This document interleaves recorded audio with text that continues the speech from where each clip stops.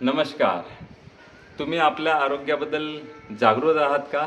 आणि जागृत असाल तर आम्ही घेऊन आलो आहोत बॅलन्स सर्क्युलेशन इज मेडिसिन याच्यावर आधारित योगा कॅम्प, आणि तो आहे 22, 23 आणि 24 जूनला.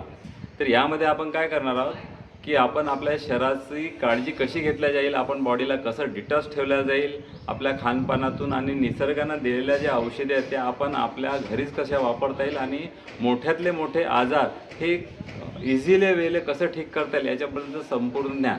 एक सर्कॅडियम रिदम 2017ला याच्यावरती नोबेल पुरस्कार मिळाला.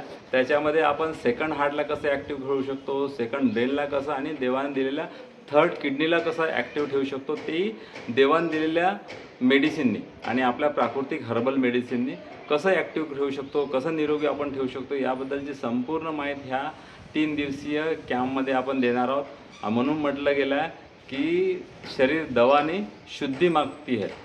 तो म्हणून तुम्हाला लक्षात ठेवायचं आहे की आपल्या अवतीभोवती काय होत आहे, हार्ट अटॅक कोणत्या कारणाने येत आहे, लोक कोरोनाच्या वॅक्सिननंतर किती बिमार होत आहेत, आणि आपण त्याची कशी काळजी घ्यायची याच्याबद्दलची इत्थंभूत माहिती हवी असेल, किंवा तुमच्या मनात खूप सारे प्रश्न असेल तर त्याचे पूर्ण निराकरण करायला तुम्ही नक्की या शिबिरामध्ये जॉईन व्हा. धन्यवाद.